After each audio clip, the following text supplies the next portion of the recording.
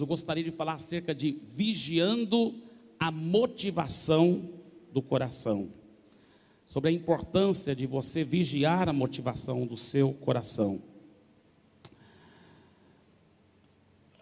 Você já pensou um pouco por que às vezes um cristão está indo tão bem, seguindo Jesus, tão apaixonado, e de repente aquela pessoa que outrora estava tão apaixonada por Deus começa a demonstrar umas características estranhas, começa a se mostrar cínico, às vezes, arredio, crítico.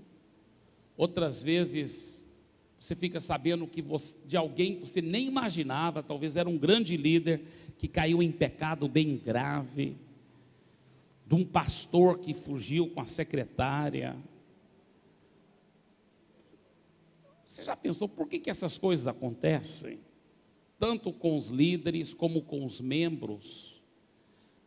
Por que alguém que estava tão empolgado, seguindo Jesus, de repente agora está se afastando das coisas de Deus?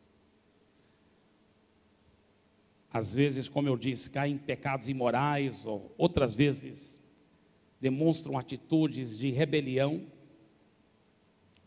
Na realidade, a Bíblia diz em 1 Coríntios, capítulo 10, versículo 12: aquele, pois, que pensa estar em pé, veja que não caia. Isso é um alerta para todos nós. 1 Coríntios 10, 12: aquele que pensa estar em pé, veja que não caia.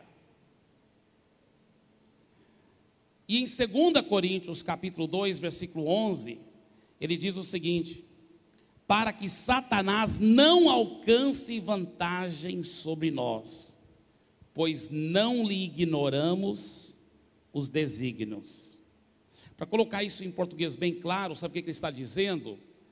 Que o diabo tem certas estratégias, certos desígnios, e para que ele não alcance vantagem sobre nós, é importante você compreender essas estratégias do diabo, para que você possa vencê-lo todas as vezes.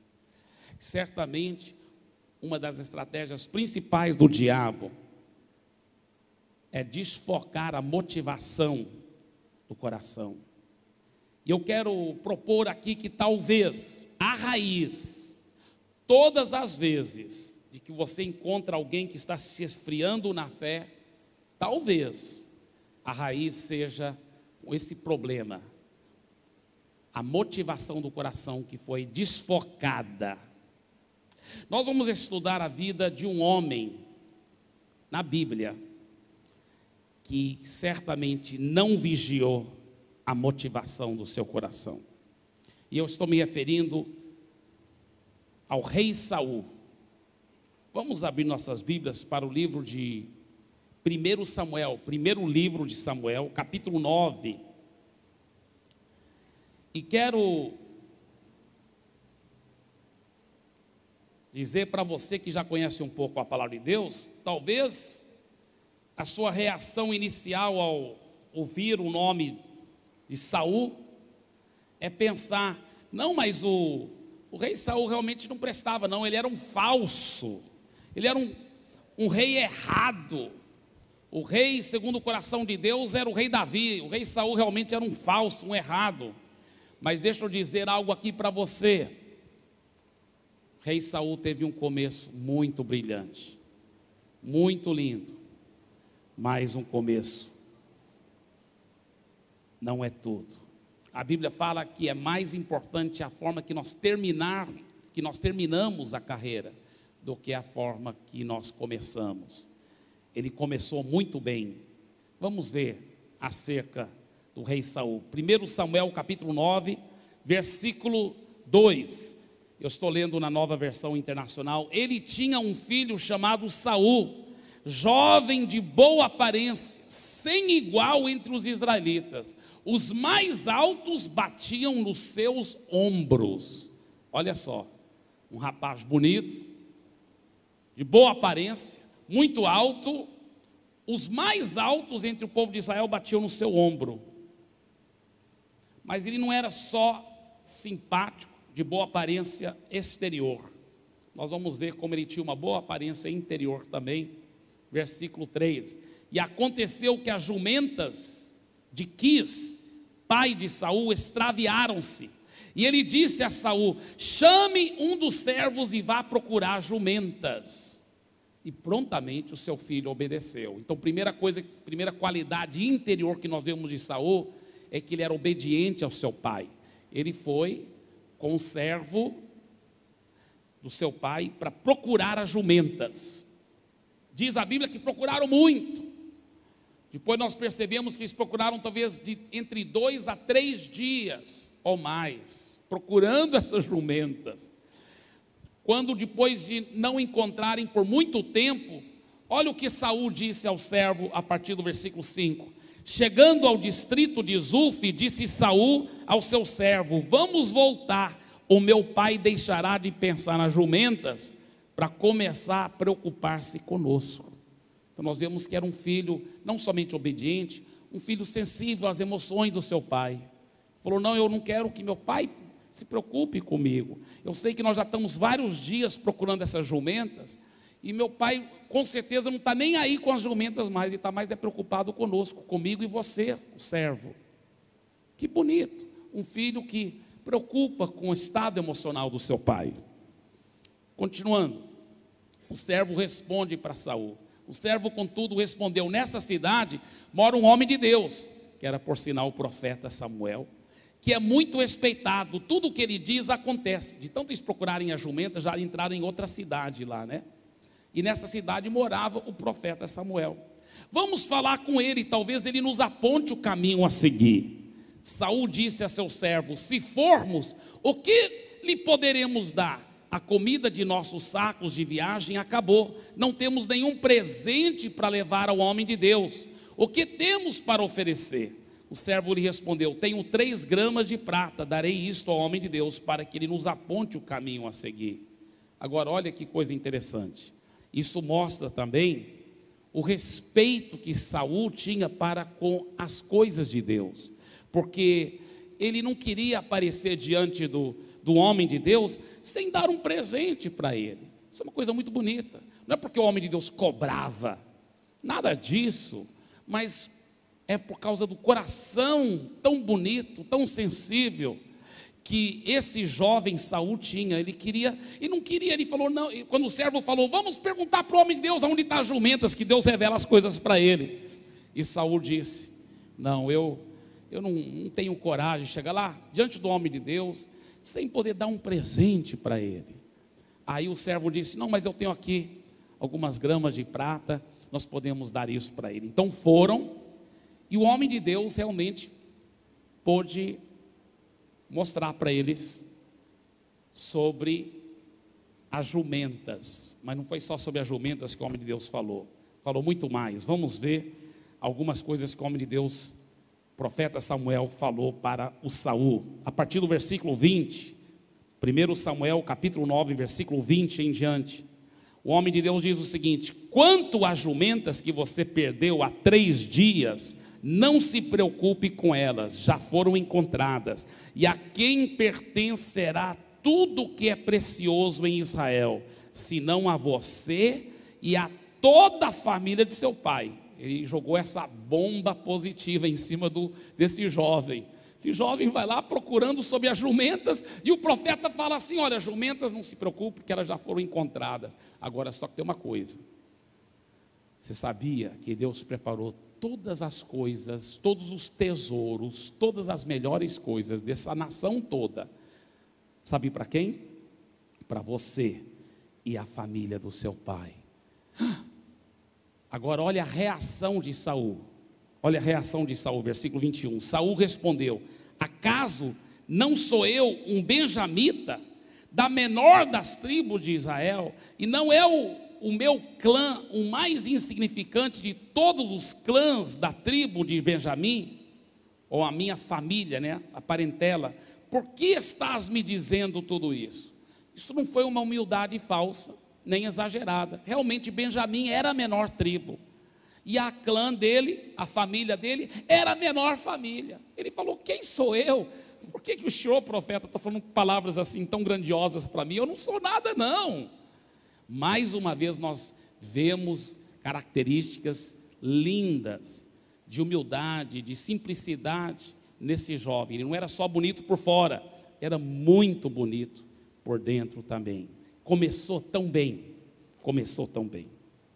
Continuando, capítulo 10, agora o primeiro versículo. Samuel apanhou um jarro de óleo, derramou sobre a cabeça de Saul e o beijou, dizendo: o Senhor o ungiu como líder da herança dele. Então nós vemos que ele foi um homem ungido agora por Deus. E ainda no versículo 6 do mesmo capítulo 10, versículo 6, o Espírito do Senhor, dizendo o profeta Samuel, se apossará de você, e com eles você profetizará e será um novo homem. Foi o que aconteceu no versículo 9, veja no versículo 9 e 10, do mesmo capítulo, 1 Samuel capítulo 10. Quando se virou para afastar-se de Samuel, Deus mudou o coração de Saul, e todos aqueles sinais se cumpriram naquele dia. Irmãos, a Bíblia que diz que foi Deus que transformou o coração desse homem. Chegando a Gibeá, um grupo veio em sua direção, o Espírito de Deus se apossou dele, e ele profetizou no meio deles. Então nós vemos um homem bonito por fora, bonito por dentro, características maravilhosas, ungido por Deus, com coração transformado, e agora até profetizando, um profeta. Esse jovem Saul. Agora, o que acontece? Quando eles voltam para casa, depois de toda essa surpresa tão agradável que o profeta Samuel fez sobre o Saul, agora Saul volta para casa com o servo. Quando chegam em casa, você pode imaginar, a família já estava em alvoroço, talvez alguns chorando, pensando que ele tinha morrido. Então vem toda a parentela para abraçá-lo, vem toda a família para abraçá-lo, para mostrar aquele carinho, aquele amor. E o tio de Saul faz uma pergunta, olha versículo 14, 1 Samuel capítulo 10, versículo 14. Então o tio de Saul perguntou a ele e ao seu servo: aonde vocês foram? Ele respondeu: procurar jumentas. Quando porém vimos que não seriam encontradas, fomos falar com Samuel.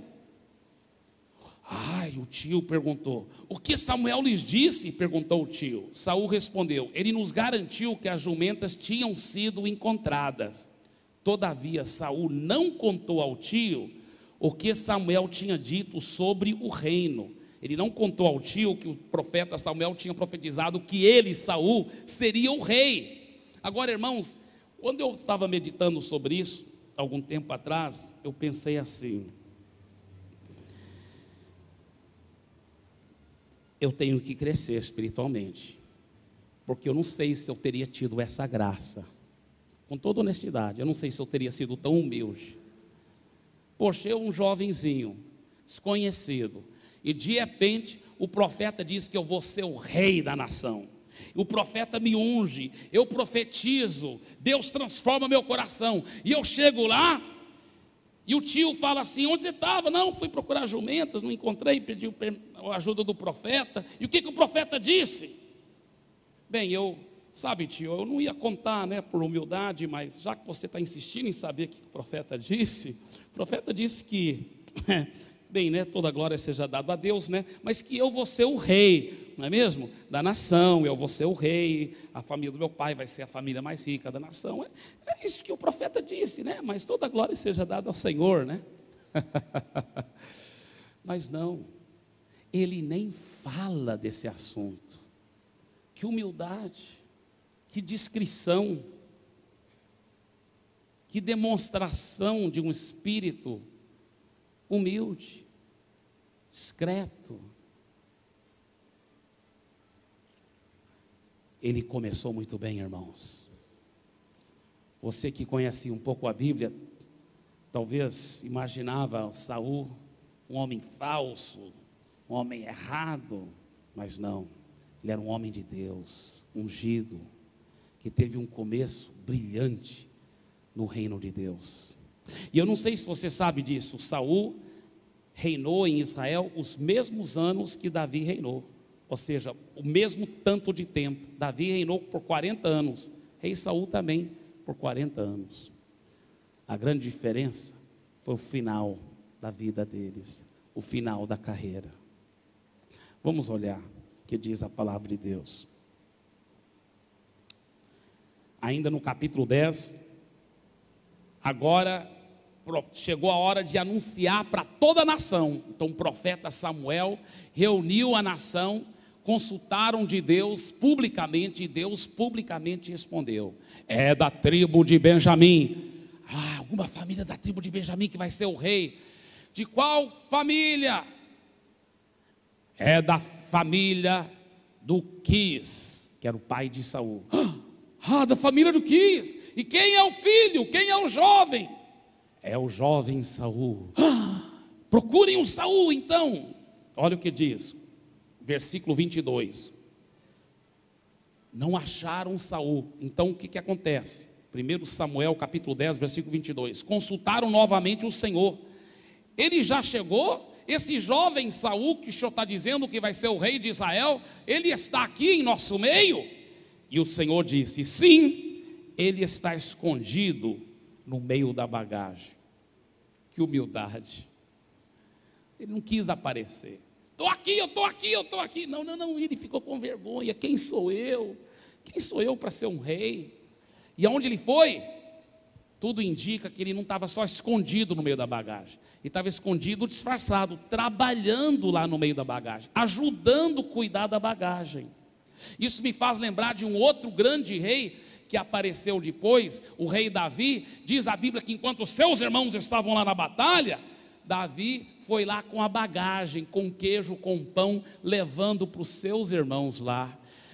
Deixa eu te falar uma coisa: os homens mais nobres se encontram no meio da bagagem.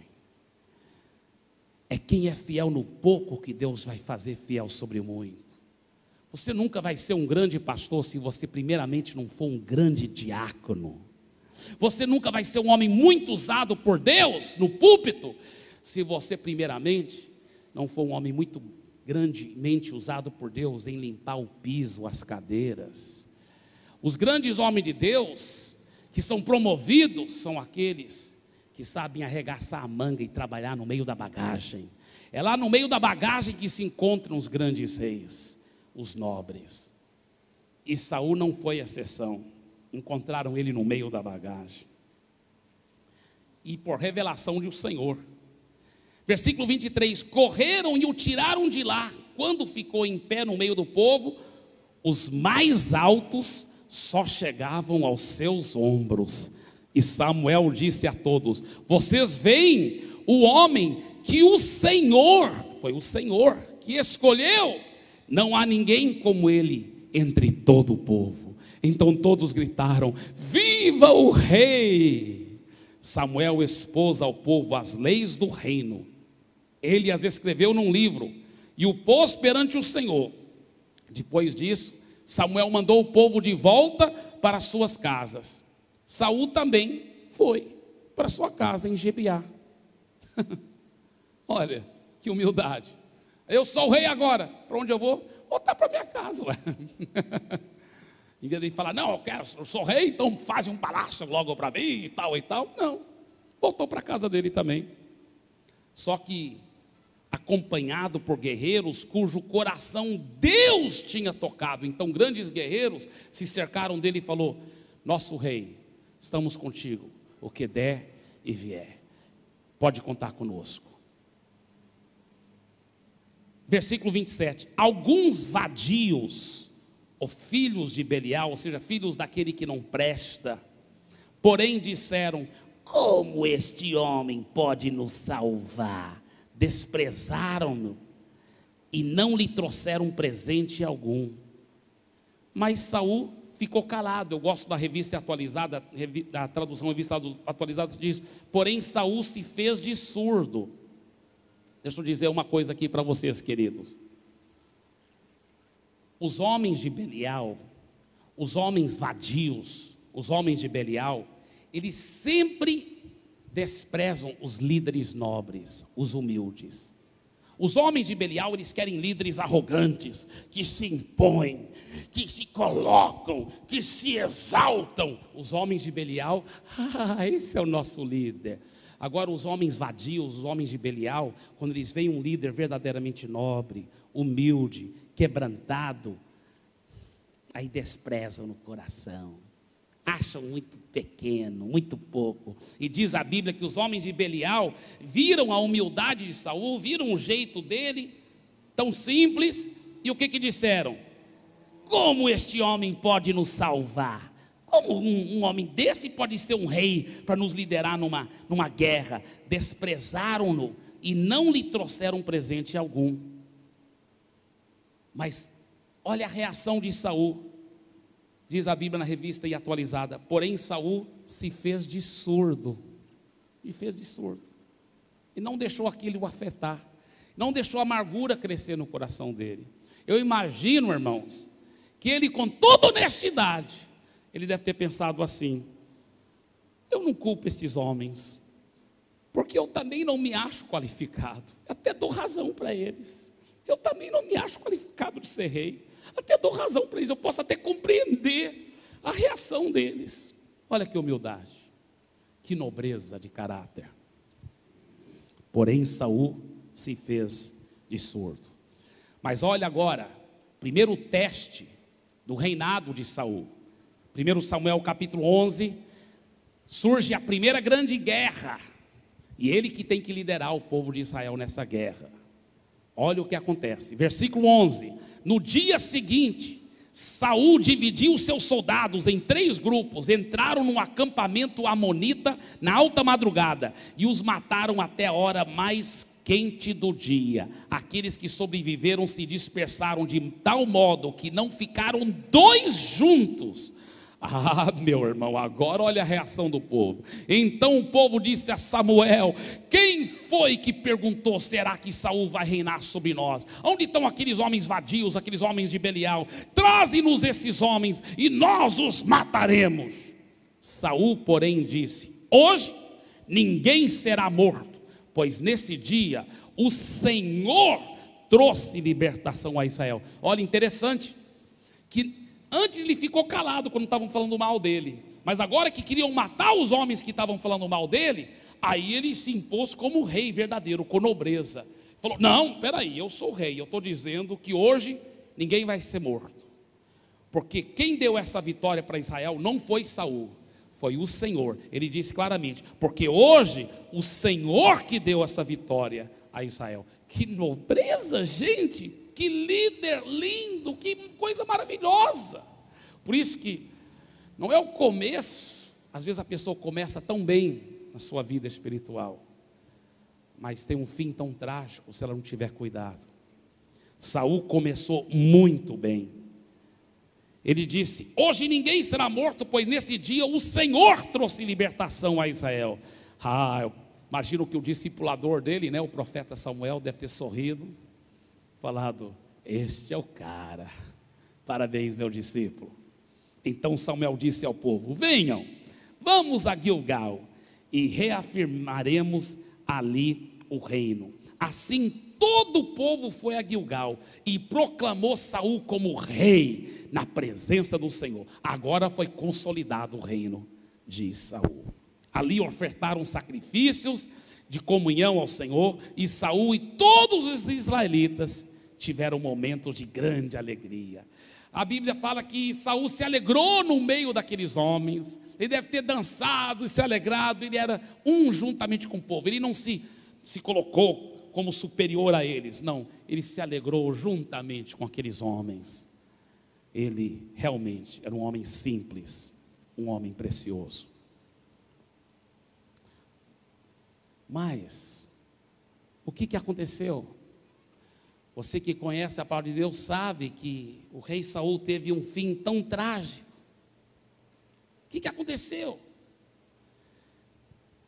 Creio eu, irmãos, de tantas vitórias, tantos elogios, tantos tapinhas nas costas, a motivação do coração dele, que outrora era tão pura, ele só queria a glória para Deus, ele não queria aparecer, mas aos poucos o ego dele foi se inflando, e a motivação do coração, que era tão pura, que só queria a glória para Deus, agora foi aos poucos se desfocando, sem ele perceber, e aos poucos ele foi criando um apetite mórbido para esses tapinhas, para esses elogios, e agora ele estava fazendo as coisas para a glória de Deus, mas também um pouco para a glória de Saul, e a motivação dele foi desfocando, e infelizmente ele não se arrependeu, não corrigiu a motivação do coração.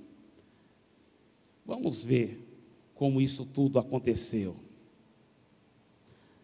1 Samuel capítulo 15, agora no capítulo 15, a partir do versículo 17.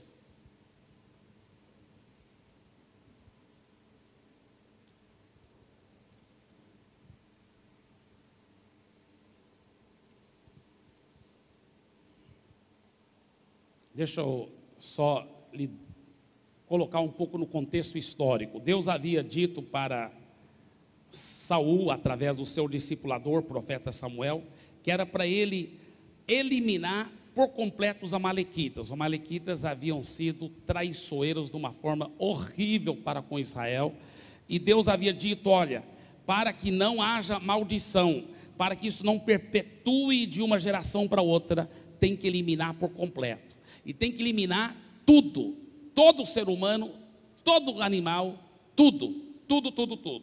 E Saul obedeceu 100%, quase. Vamos ver a partir do versículo 17, a história muito interessante. E Samuel disse: embora pequeno aos seus próprios olhos, você não se tornou o líder das tribos de Israel? O Senhor o ungiu como rei sobre Israel e o enviou numa missão, ordenando: vá e destrua completamente aquele povo ímpio, os amalequitas, guerreie contra eles até que os tenha eliminado. Por que você não obedeceu ao Senhor? Porque se lançou sobre os despojos e fez o que o Senhor reprova. Agora olha a resposta, olha a reação de Saul, parece tão humilde. Disse Saul: mas eu obedeci ao Senhor, cumpria a missão que o Senhor me designou. Ele realmente havia eliminado todos os amalequitas, exceto o rei. Eu só trouxe o Agag, o rei dos amalequitas, mas exterminei os amalequitas todos. Os soldados tomaram ovelhas e bois do despojo, o melhor do que estava consagrado a Deus, para destruição, a fim de os sacrificarem ao Senhor seu Deus em Gilgal. Deixa eu explicar. Deus falou, era para matar todos os animais. Eles foram lá e mataram quase todos os animais, mas aquelas ovelhas bem gordas, aquele gado bem gordo, aqueles bois bem gordos, aí o Saul falou assim: não, esses nós vamos matar ainda, mas nós vamos matar no sacrifício, porque vamos aproveitar esses animais, porque são bonitos, são grandes, vamos sacrificá-los para adorar a Deus, que eles tinham costume de sacrificar os animais para adorar a Deus. Então, na concepção dele, ele estava se justificando pela sua desobediência. Então ele disse: não, eu fiz assim. Aí o Samuel responde, responde firme, parece até duro demais. Samuel, porém, respondeu: acaso tem o Senhor tanto prazer em holocaustos e em sacrifícios, quanto em que se obedeça a sua palavra?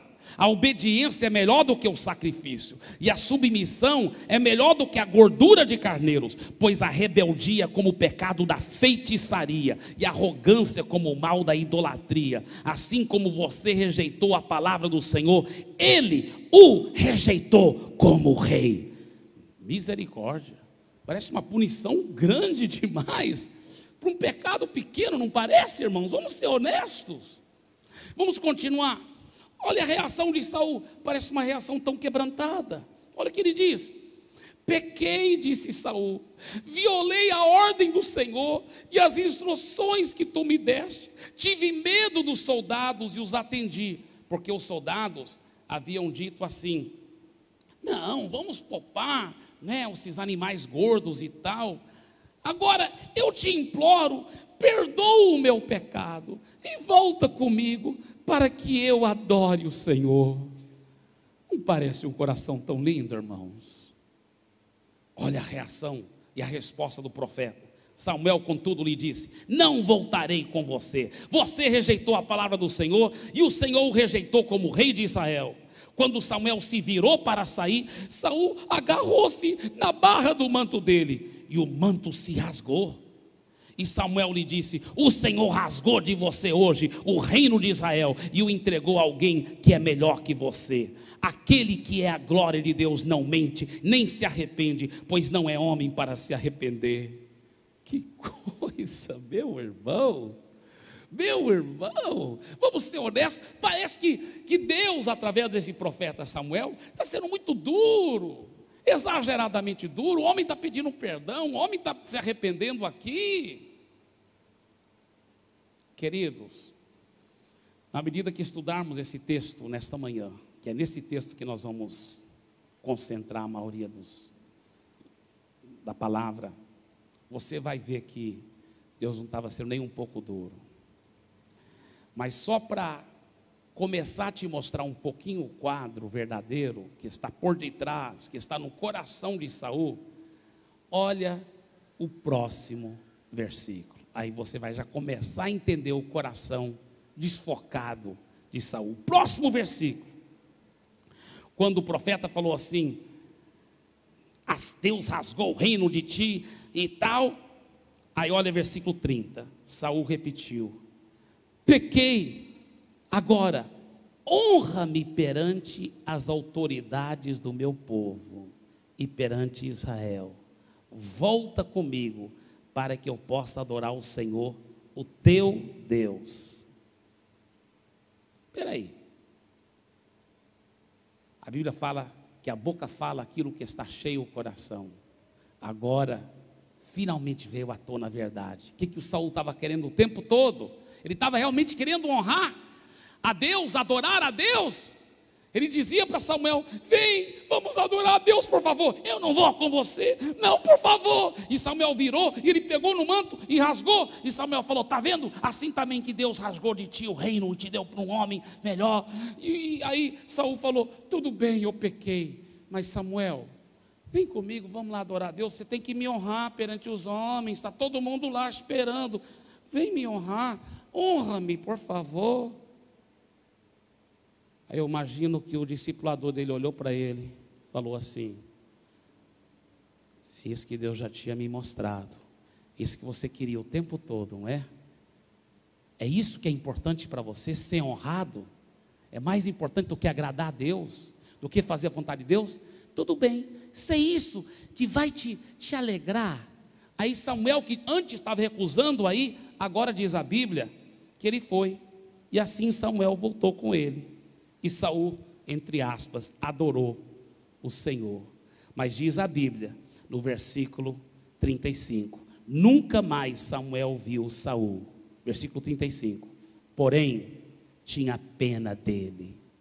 Na revista atualizada fala: porém, Samuel tinha pena de Saul, até o dia de sua morte. Samuel tinha pena dele, embora se entristecesse por causa dele, porque o Senhor arrependeu-se de ter estabelecido Saul como rei de Israel. Posso imaginar Samuel olhando para Saul, balançando a cabeça, ficando com pena dele. Isso que é importante para você. Tudo bem, eu vou então, mas estava com pena dele. Agora, queridos,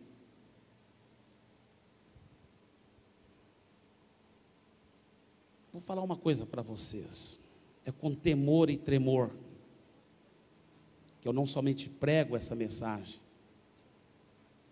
mas que eu compartilho com vocês do meu coração, porque se tem uma coisa que eu e você temos que vigiar, é a motivação do nosso coração.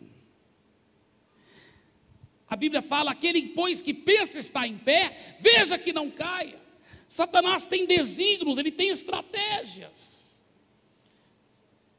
de poder dar rasteira nos crentes. Deixa eu falar uma coisa: quantos irmãos eu já vi empolgados, se converteram a Jesus, estão cheios de Jesus, aleluia, obrigado, Senhor. E eles começam a ler a Bíblia e orar toda hora, e são muito mais interessados nas coisas de Deus do que em novelas, nas coisas do mundo que não prestam, que não tem valor algum. E eles vão buscando a Deus, indo para as vigílias, orando, buscando, o coração está quente, cheio de amor por Jesus. E porque eles estão tão cheios de amor por Jesus, eles ficam cheios de amor pelas almas perdidas, é óbvio, porque quanto mais íntimo você está de Deus, mais perto você está do seu coração.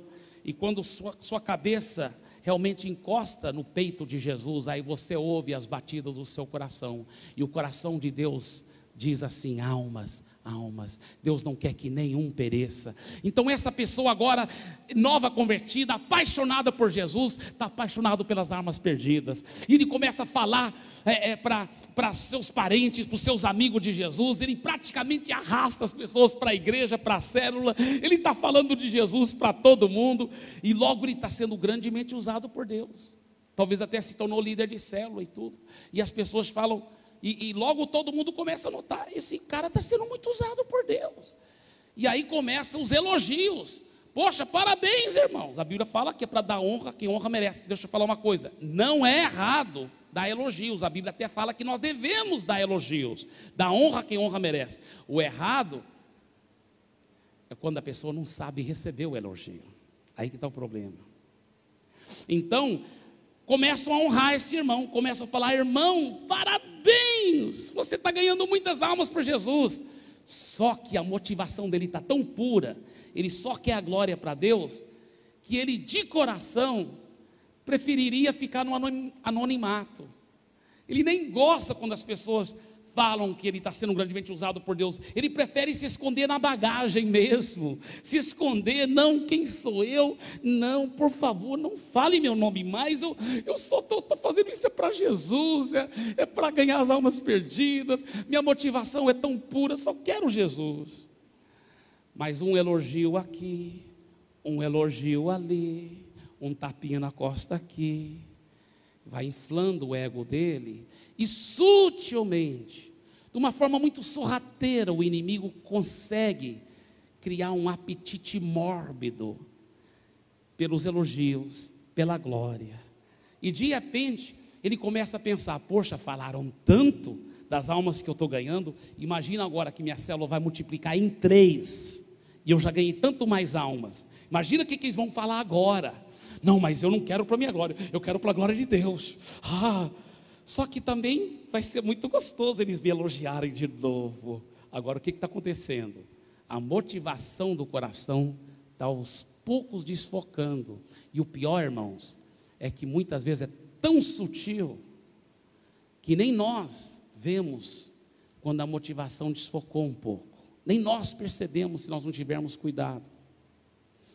Por isso que eu gostaria de, juntos com vocês, ver aqui nesse texto que eu acabei de ler, algumas características que são sinais claros da motivação desfocada, para que eu e você possamos vigiar melhor contra essas motivações desfocadas, tá bem? Então vamos ver alguns resultados da motivação errada, ou seja, características que mostram que bem provavelmente a motivação do coração foi desfocada. Primeira coisa, a Bíblia diz que Deus, através do seu discipulador profeta Samuel, falou: faça tal coisa. Saul obedeceu quase tudo, mas desobedeceu um pouquinho. Essa é a primeira característica. O seu líder, o seu discipulador, o seu pastor diz: olha, vamos fazer tal coisa, e você obedece quase, mas em alguma área.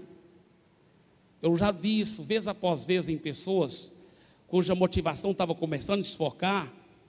Lá no fundo ela acha que ela sabe um pouco melhor do que o líder dela, um pouco melhor do que o seu discipulador, e ela obedece em tudo, quase, desobedece em algumas coisinhas. Foi assim que Saul fez. Segunda característica, põe a culpa nos outros.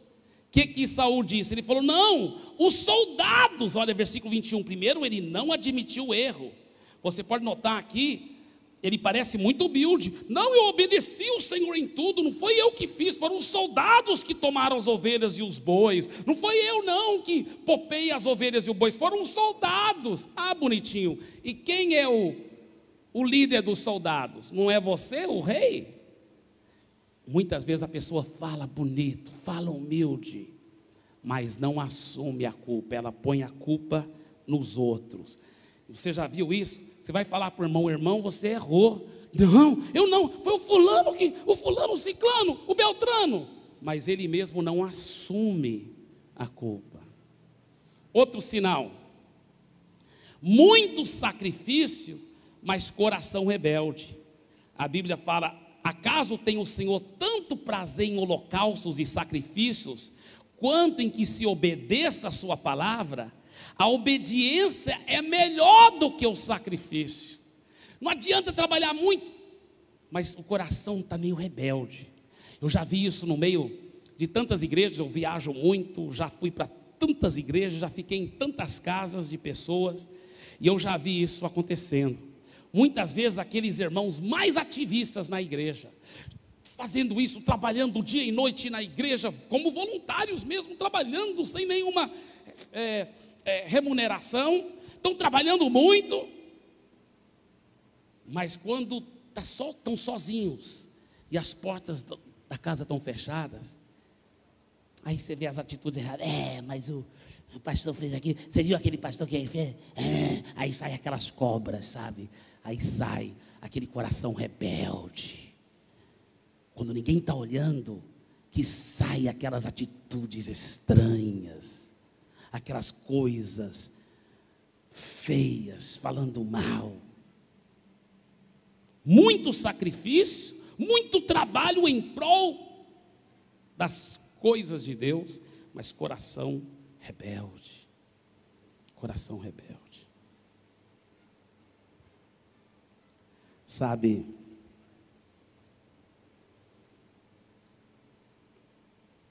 a Bíblia fala que a rebeldia é como o pecado da feitiçaria. O que é isso? Por que a rebeldia é como o pecado de feitiçaria? Já pensou nisso? Qual é o pecado do feiticeiro? A Bíblia fala que a rebeldia é como o pecado de feitiçaria. Deixa eu explicar. Qual o pecado do feiticeiro? O que o feiticeiro faz? Eles ficam lá nos tambores deles, nos terreiros, batendo nos tambores, né? Uga, buga, uga, buga, dum, dum, dum, dum, dum, dum, dum, dum, uga, buga, uga, buga.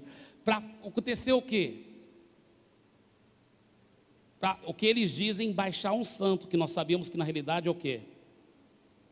É demônio que baixa lá. E aí quando baixa o demônio, a pessoa... Aí eles param de bater nos tambores, param de chamar, porque conseguiram o objetivo deles. Conseguiram o objetivo. Então qual o pecado da feitiçaria? Atrair demônios, atrair maldição sobre si, sobre sua família e sobre os outros. Esse é o pecado do feiticeiro. Por que a Bíblia fala que quem é rebelde comete o mesmo pecado do feiticeiro? Deixa eu explicar. Quando você não tem um coração correto para com seus líderes, você não está se colocando de fato e de verdade debaixo da cobertura, da proteção deles. A Bíblia mostra que o diabo anda ao derredor procurando alguém para devorar, e diz a Bíblia que os espíritos e potestades e principados do ar estão na atmosfera procurando alguém para devorar, para lançar os dardos inflamados do maligno. Quando você está debaixo de um guarda-chuva, você está protegido. Quando você se submete com transparência debaixo de uma liderança, você está protegido daqueles dardos inflamados, como uma chuva que cai. Você está protegido debaixo lá. Mas quando alguém tem um coração rebelde, um coração que lá no fundo só obedece para agradar a liderança, mas não para realmente agradar a Deus, ele está se afastando do guarda-chuva. Aí ele está fora do guarda-chuva.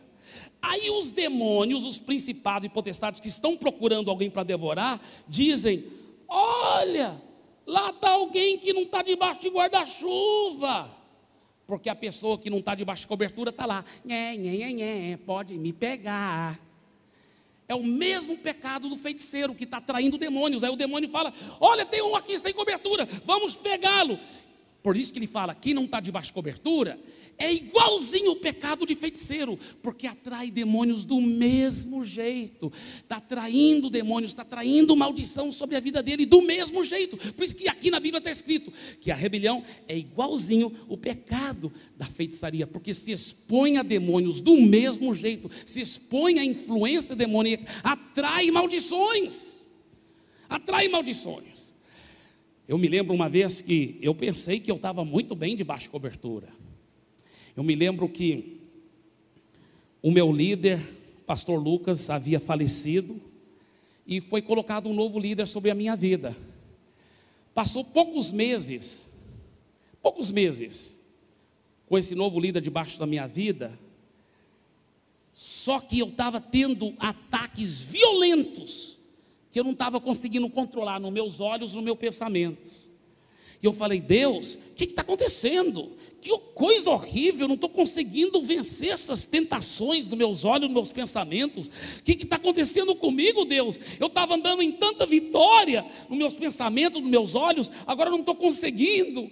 Deus, tenha misericórdia. Eu fiquei com medo de cair num pecado mais grave. Graças a Deus que Deus me poupou naqueles momentos. Antes, sim, na minha vida, eu tinha tido problemas sérios, mas tinha sido restaurado, estava sendo discipulado. Só que meu discipulador morreu, foi para o céu, e foi colocado um novo discipulador sobre a minha vida. E eu, de coração, aceitei aquele novo discipulador.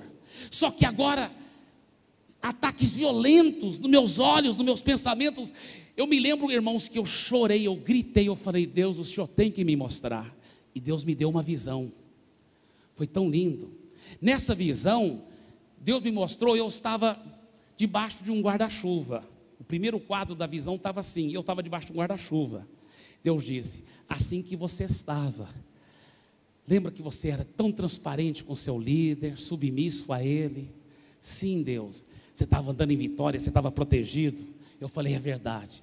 Ele disse: só que o seu líder foi levado para o céu. Aí na visão eu vi o guarda-chuva subindo para o céu. E eu estava lá sem guarda-chuva. Eu falei: sim, Deus, mas eu tenho um novo guarda-chuva.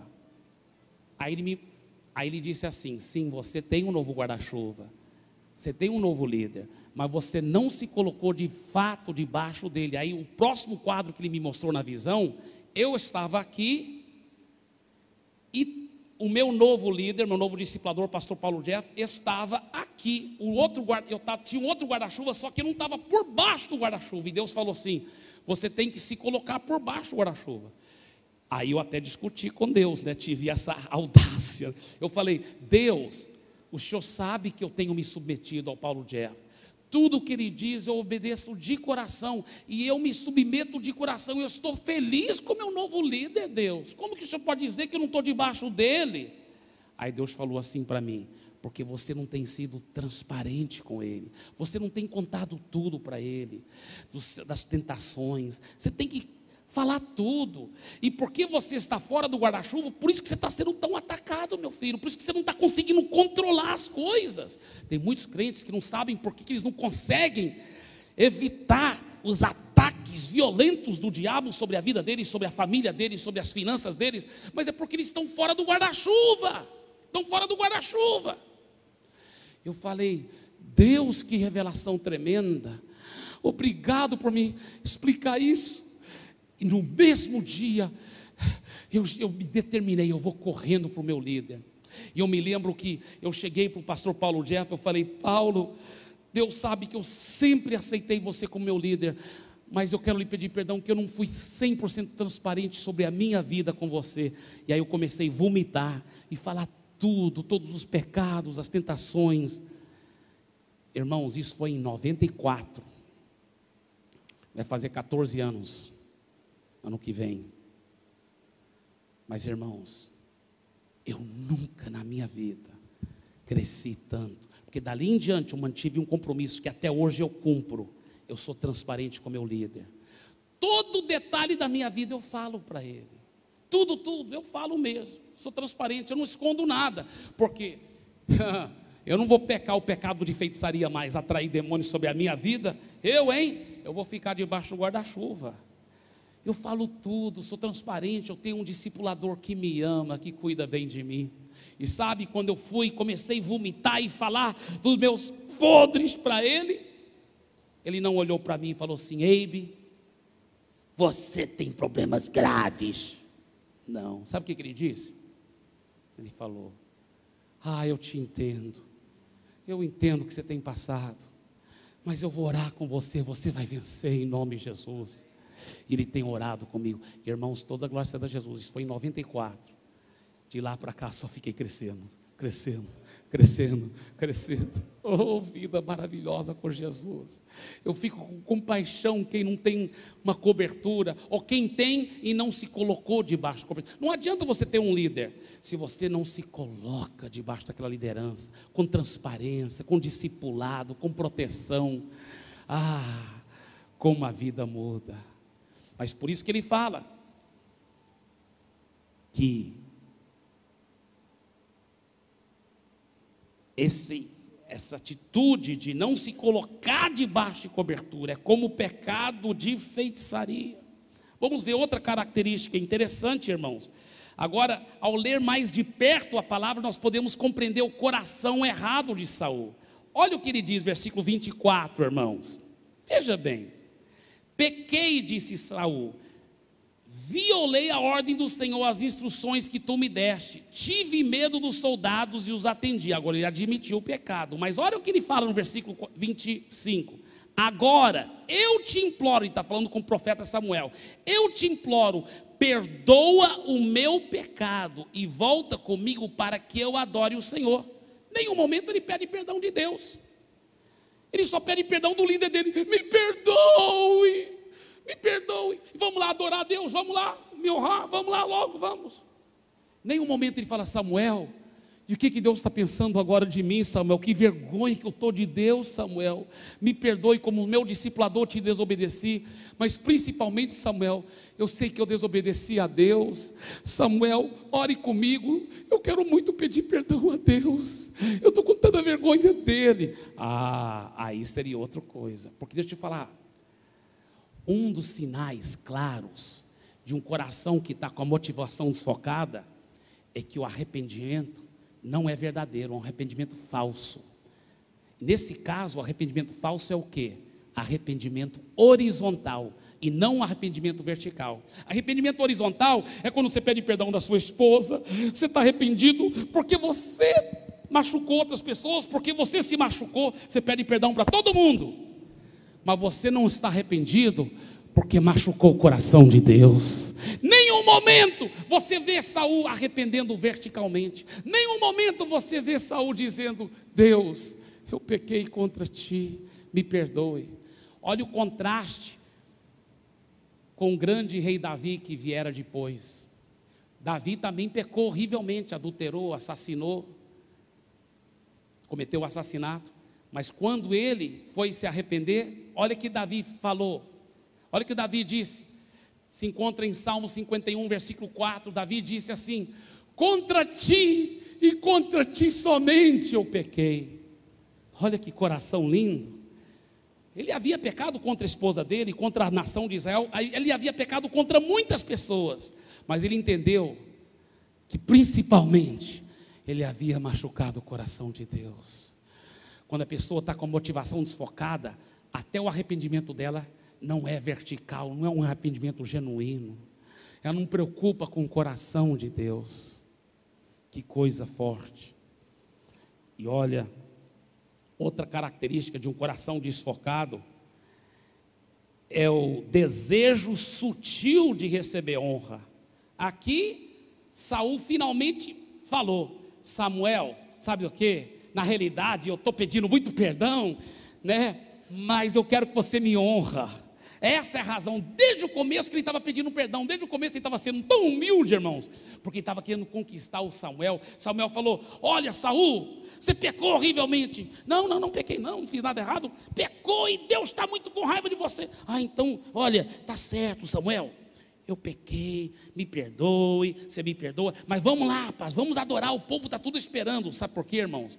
Aconteceu o seguinte: quando os reis daquela época, eles derrotavam o exército inimigo, eles viam com o rei vencido em cadeias, em correntes atrás, e o exército chegava na cidade, e o povo aplaudindo, o exército vencedor, o rei na frente, o rei vencedor, os soldados valentes, e depois o rei em correntes vindo por detrás.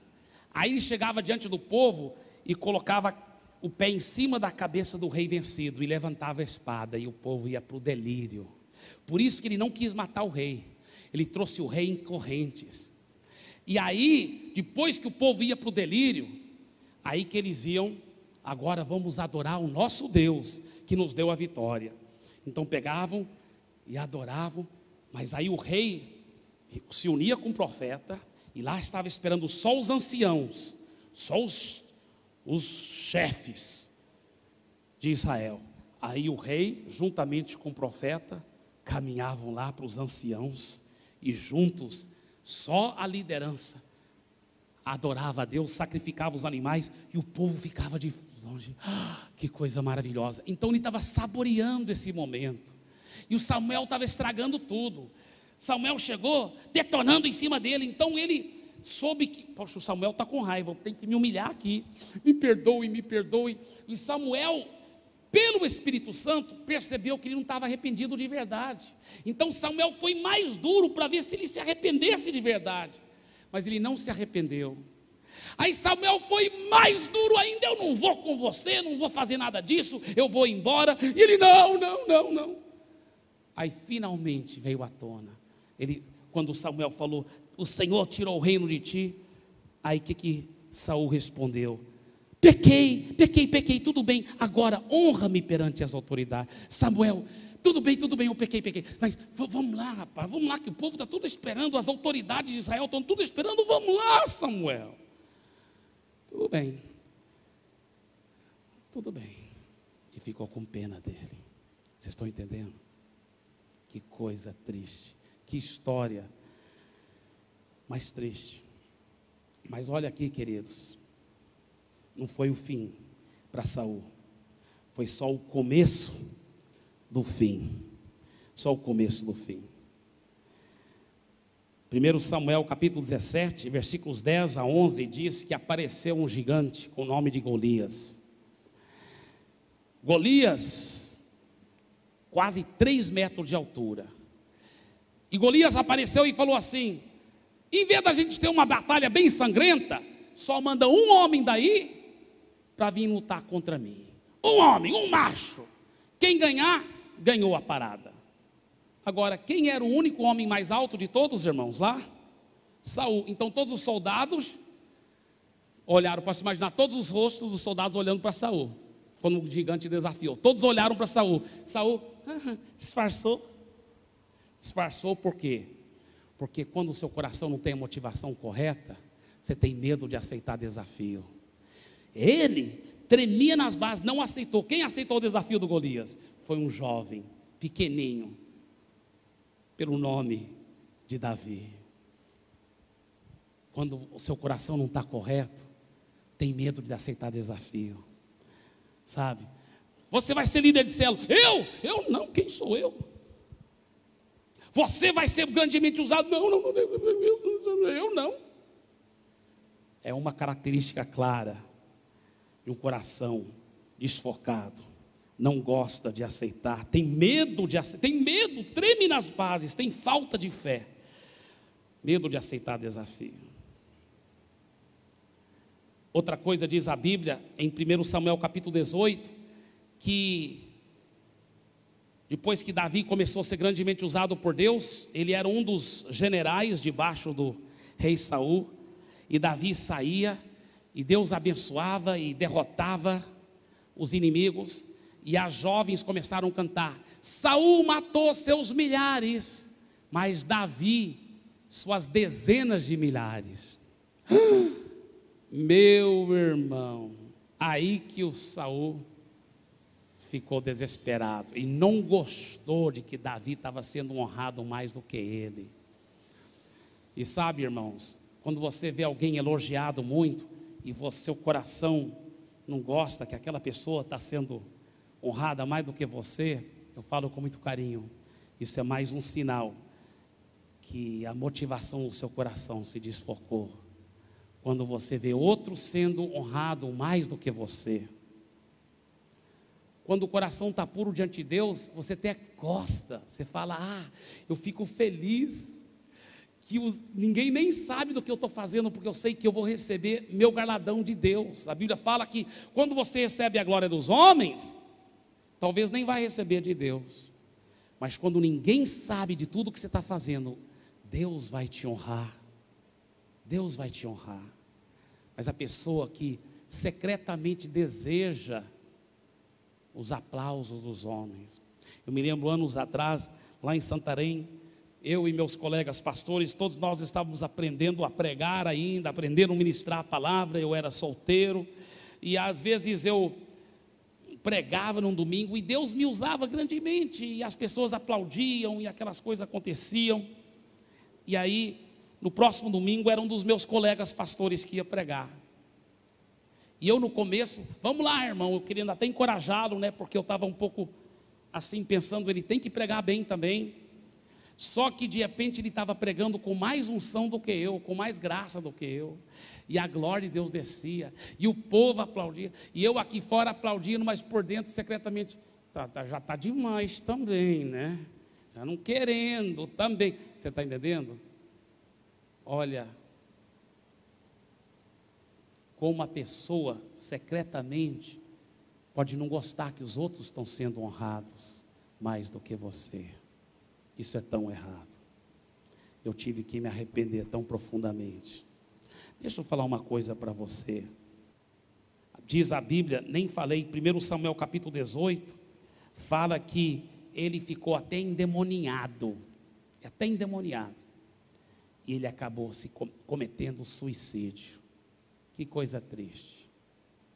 Agora, talvez você diz: pastor Eibe, e se eu tenho visto o meu coração tem se desfocado, muitas vezes eu não tenho realmente feito as coisas só por amor a Jesus, só por amor ao reino dele.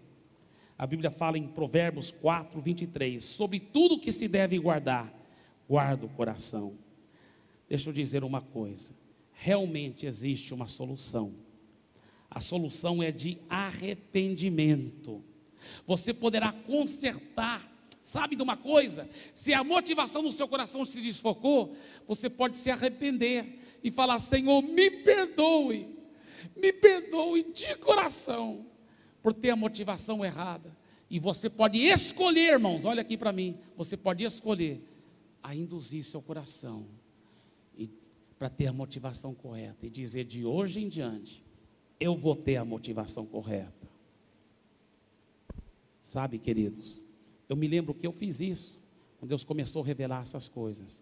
Eu falei para Deus: me perdoe, mas eu estou escolhendo a ter a motivação correta. Eu não faço para receber elogios, não faço para receber a glória dos homens. Eu vou fazer as coisas para receber a tua glória, para receber a tua honra. Eu quero a glória para o Senhor Jesus. Eu lhe pergunto, e você? Está pronto para induzir o seu coração a ter a motivação correta, a fazer as coisas para a glória de Deus? Eu gostaria de convidá-lo para ficar em pé nesse momento, por favor.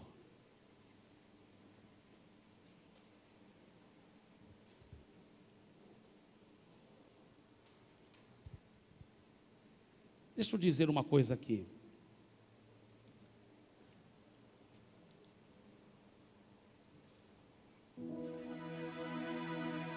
Olha aqui para mim, por favor. O diabo, ele é muito sujo. Ele quer que você pense assim: estou frito, não tem jeito para mim, eu não posso ter essa motivação tão pura.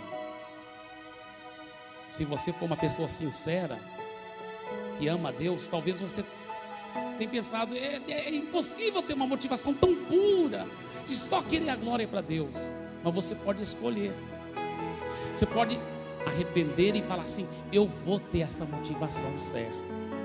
E sabe, deixa eu falar uma coisa: não aceite as mentiras do diabo. Uma vez que você escolheu ter a motivação correta, lembre-se que o diabo vai vir na primeira pessoa, muitas vezes, para dizer: ah, mas você gostaria disso. Por exemplo, o diabo vai vir, muitas vezes a pessoa não reconhece que é a voz do diabo, mas ele vem e fala assim: ah, olha, estão reconhecendo fulano, mas não estão te reconhecendo. Só que ele não fala na terceira pessoa assim, porque se ele falasse na terceira pessoa: estão honrando fulano, mas não estão te honrando, você ia falar: quem falou isso? Só que ele fala na primeira pessoa: estão honrando os outros, mas nunca me reconhecem, nunca me honram. Ele fala na primeira pessoa para ver se você assume aquela voz como se fosse a sua. Por exemplo, eu já ajudei muitos até vencerem o pecado de homossexualismo. Eu já ajudei. E o que eu tenho ajudado eles? Eu falei para eles: olha, uma vez que você é uma nova criatura, as coisas velhas já passaram. Você tem um novo desejo de coração, um novo coração. Então quando o diabo vem e fala assim, ele vai jogar na primeira pessoa. Ele vai falar assim, por exemplo, o cara está lá aqui, um cara que era homossexual, agora é um homem de Deus, uma nova criatura, um homem de Deus, não é mesmo? As coisas velhas já passaram, tudo se fez novo. Só que aí passa um homem, eu nem sei o que tenta o homossexual para ser verdade, mas vamos supor que passa um homem de short, eu não sei, perna grossa, não sei, mas passa um homem assim, aí o diabo vem e joga, olha o que o diabo joga na mente daquele ex-homossexual: olha, aquele cara. Aí o diabo não fala: você está sendo tentado, porque se ele falasse você, ele fala: aí quem falou isso? O diabo fala assim: eu estou sendo tentado, eu achava que eu já tinha vencido, mas não, parece que ainda tenho esse problema. O diabo joga na primeira pessoa, para ver se o ex-homossexual assume essa voz e fala: realmente eu estou sendo tentado, eu pensei que eu tinha vencido, mas não tinha. Você não deve aceitar essas vozes do diabo. O que eu tenho ensinado para as pessoas falar?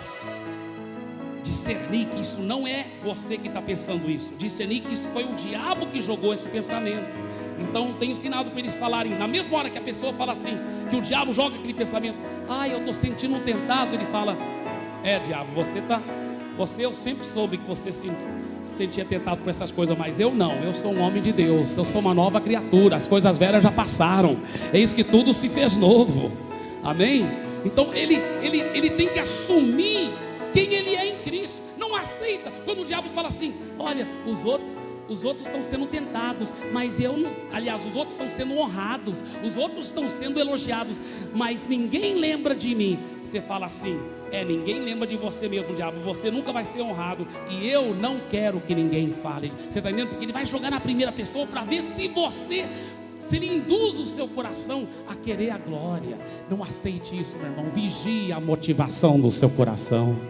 Sobre tudo que se deve guardar, guarda o seu coração. Você concorda, amém?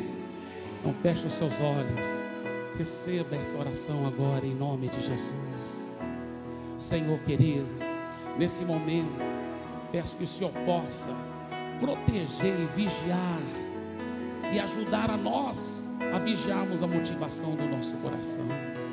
Nós nos arrependemos diante do Senhor, escolhemos a ter motivações puras e santas, queremos somente agradar o Senhor e glorificar o teu santo nome em tudo o que fazemos.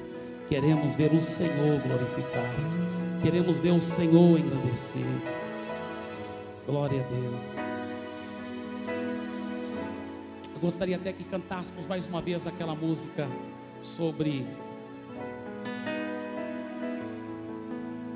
Deus sendo glorificado. Eu não preciso ser reconhecido por ninguém. E vamos cantar essa música de coração. Eu quero que você cante ela do fundo da sua alma. Deixa a sua voz realmente expressar o que está no seu coração, e diga isso para Deus do fundo do seu coração.